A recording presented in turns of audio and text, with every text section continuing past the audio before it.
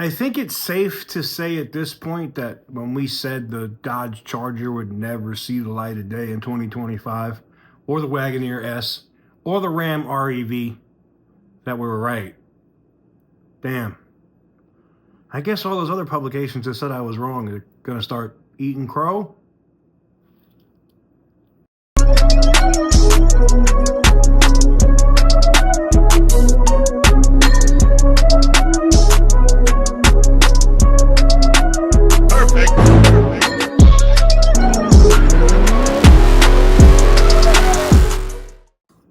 I'm sorry, let me tuck my pettiness in. I am petty, you guys know this. They call me Petty Roosevelt for a reason. That said, it looks like I've had multiple customers reach out to me and say, hey, my car is built. I have a VIN number, I have a charger, I ordered this thing, and it's in storage. Well, now we know why. It looks like Stellantis has to go manually update every single Charger Daytona EV manually. They can't just push this update that's supposed to fix some of these issues where the car becomes a brick over the air. They've tried. It doesn't work. And it's funny because I literally just got off of a Zoom call with Demonology, Rich Rebuilds, OC Motivator, and Bud the Insider, where we talked about this. And Rich actually brought up a really good point. Tesla is able to push an update, and that's what keeps those cars alive, right? Is the constant updates to these electric vehicles. Well, the Dodge Charger EV is on whatever version of Uconnect it is now, and they can't push this update. So now I've had two different customers email me, message me, one or the other. One's on Facebook, one's an email. But anyway, they've messaged and they said, hey, my car is built, it's completed, but it's in storage. What does that mean?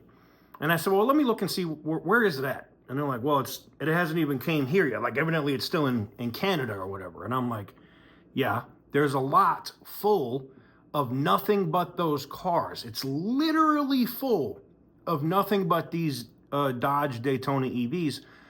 Dodge Charger Daytona EVs, because they have to go to each individual car, and you'll see, I have some images. I have to get them. I have to put them up for you guys.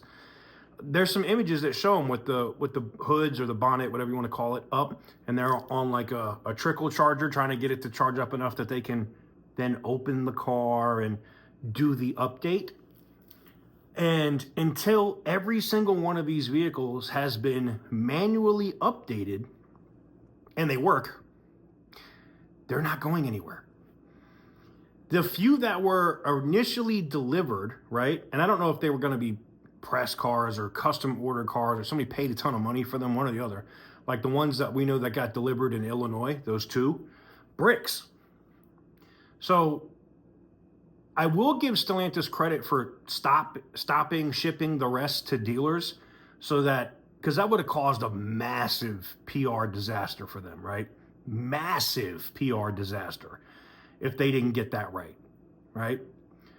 But now it's even more of a disaster because you got 2024 Wagoneer S's and 2024 Dodge Charger EVs that might not get delivered to their customers or to the dealerships where customers can take delivery until the end of February. Let that sink in for a minute. They may not get these Charger EVs until the end of February, and that's only if the update works and fixes the issues that the Charger Daytona has right now. I know you're going to say, well, TK, how do you know about this? How do you know that they're going to have to manually update these? Employees tell. They tell. And I've had multiple verified employees from the executive level to the people on the ground.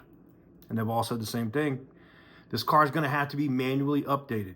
This isn't just like from one or two or three sources. I verified this to 10 different people at all different levels. So the Dodge Charger Daytona, as it is right now, is DOA. They're not seeing any get sold in 2024. We got 1 day left.